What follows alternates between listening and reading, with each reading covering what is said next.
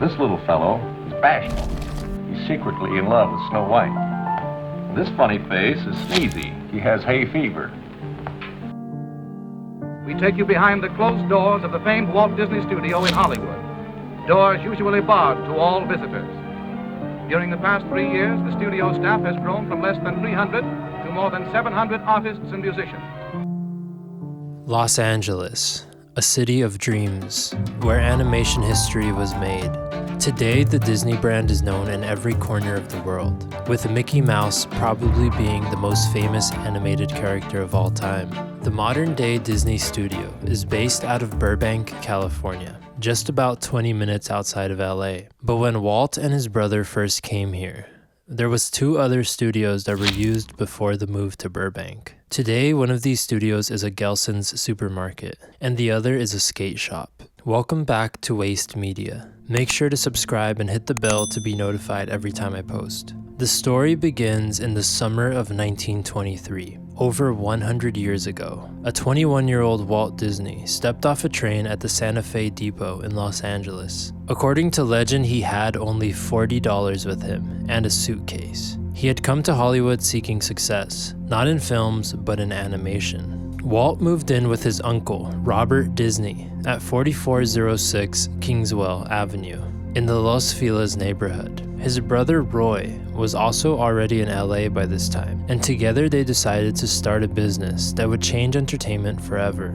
This street is where the Walt Disney Company began, close to their uncle's home, at a studio at 4651 Kingswell Avenue. So right now I'm walking to the original studio. So his uncle's house is just like 1 block that way, just went there. So he would have walked this every day, going to work, right into that building. The studio they worked out of was very small.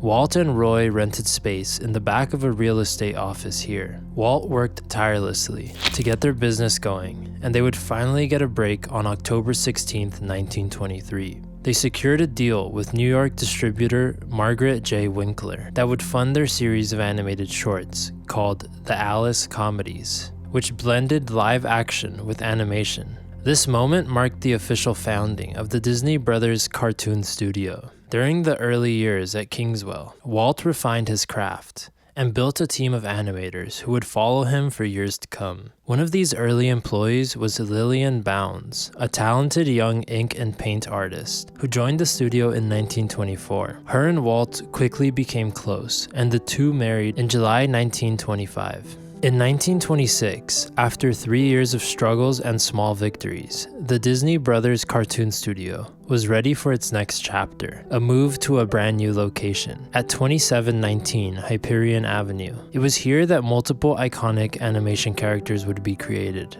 and the world would never be the same again. By 1926, the Disney Brothers had outgrown their Kingswell office. They moved here to 2719 Hyperion Avenue, where the company was renamed the Walt Disney Studio.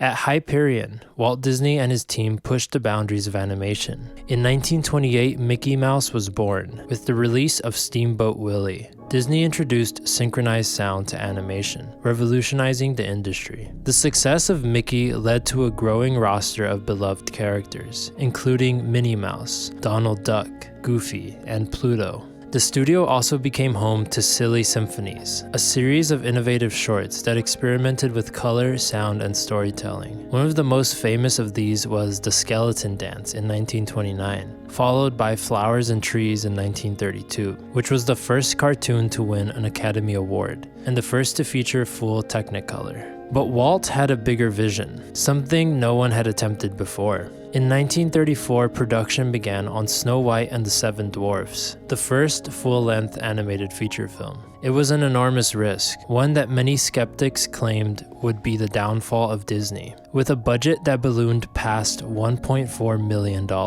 far beyond its original estimate. The project pushed Disney and his team to their creative and financial limits. On December 21st, 1937, Snow White premiered at the Cathay Circle Theater in Los Angeles and was an instant sensation. Every star and executive in the movie colony turns out to pay tribute to the genius of Walt Disney.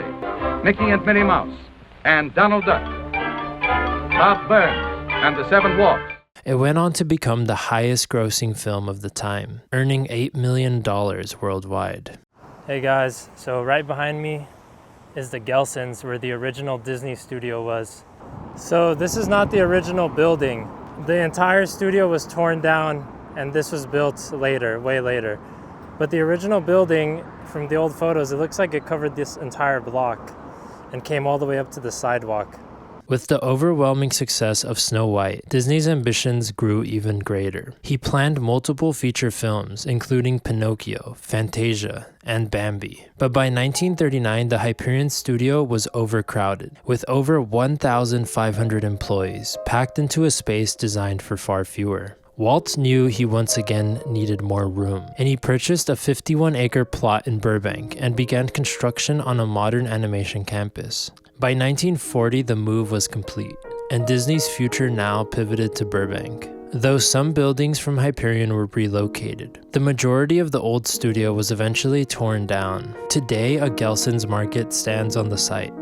Just a short walk away from the Hyperion Studio, there is a collection of 8 cottages that, according to legend, served as inspiration for the dwarf's cottage in Snow White and the Seven Dwarfs. These cottages were constructed by Ben Sherwood in 1931, and although there is no definitive proof that these homes inspired the homes in the films, we do know that Disney background artist Claude Coates lived in one of these cottages. Coates would later become one of the original Imagineers, helping design Disneyland. There was also a former Disney employee who reportedly used one of the cottages as an office during the production of Snow White. So the Disney team was definitely aware of these cottages, but it's impossible to say how much they were actually inspired by them. The storybook style of architecture that was used in these cottages originated in the early 20th century, primarily influenced by European medieval villages, English Tudor homes, and the fantasy-like designs of German and French countryside cottages.